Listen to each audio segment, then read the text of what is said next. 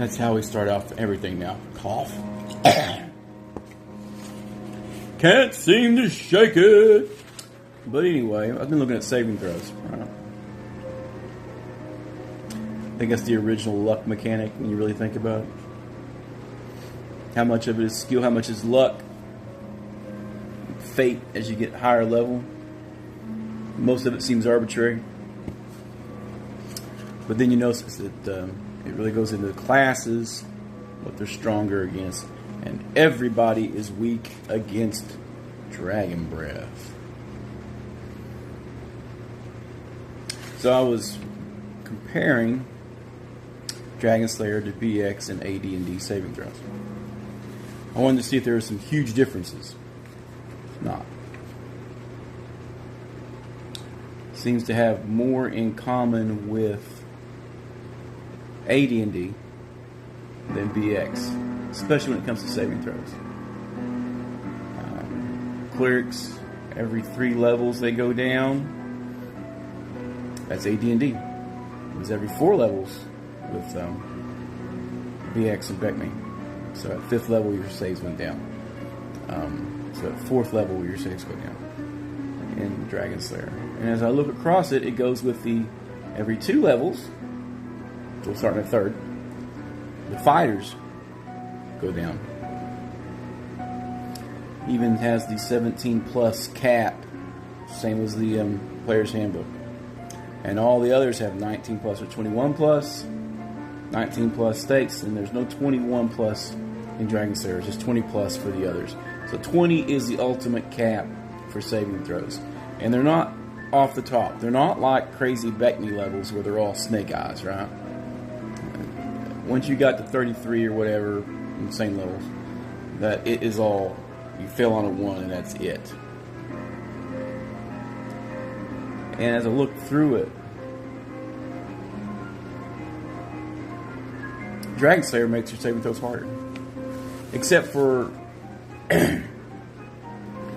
like, the trope for, like, clerics get a great save versus death or poison. It starts at 10, works its way down. That didn't change. That's the only saving throw that goes as 2. Clerics, druid, monk, save versus death. And they made their categories a little broader for Dragonslayer. So wand is any device.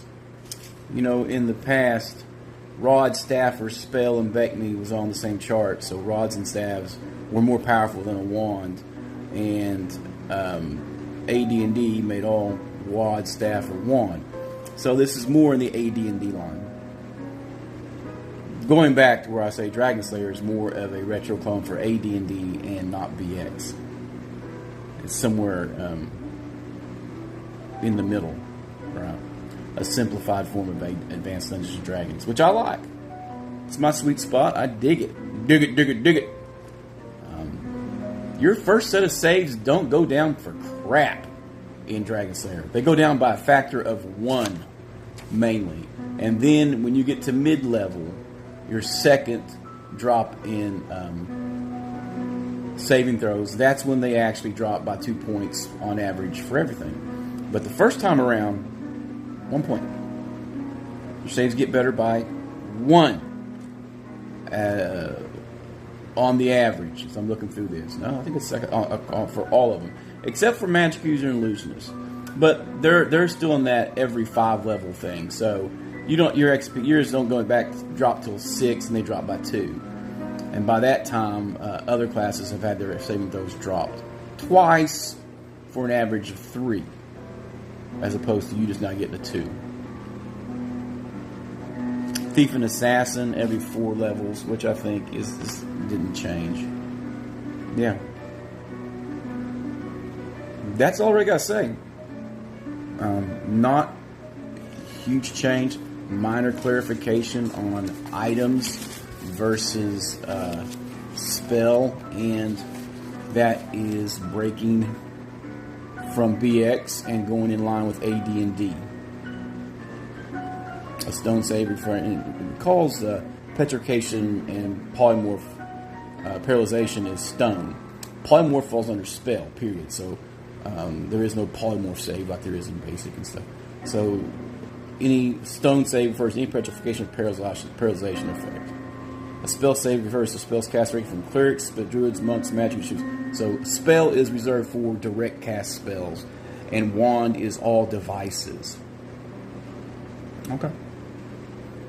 But the main thing I've noticed is it parallels the advancement charts from AD&D, and that first step is a negligible drop.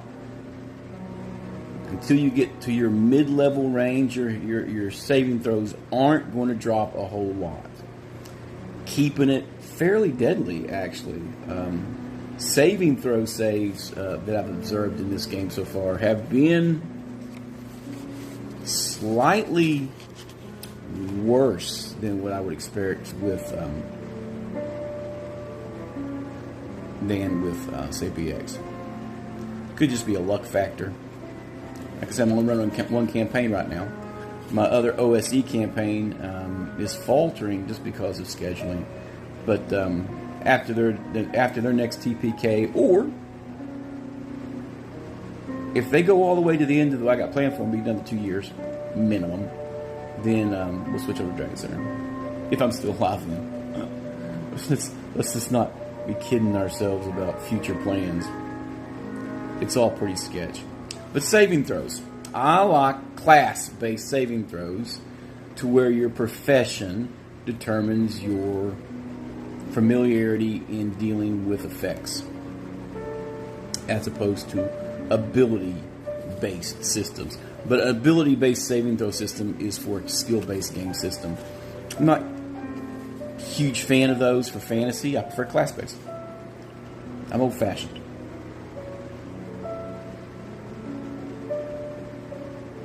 Thought about doing a little bit more research, making a bell curve, doing some math, and I thought, nah, we'll just scan over the paper. We'll scan over the printed out paper, and we'll compare them visually, and just go from there. No need to overthink this. This is a game.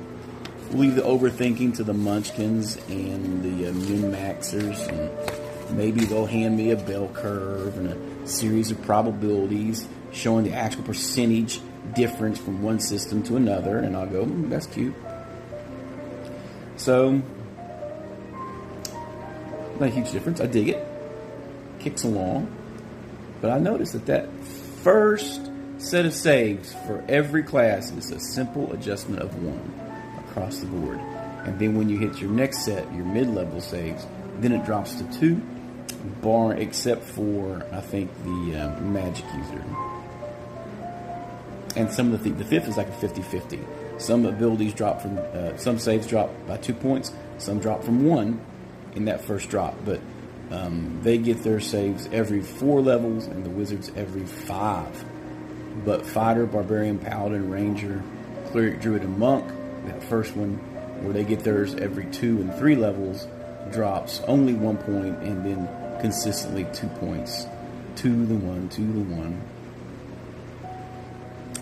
Not bad. Not bad at all. The averages I'm looking at, you're not consistently making saving throws to your 5th level unless you got some magic items, where you're getting situational bonuses. You'll be worried when you have to make saving throws.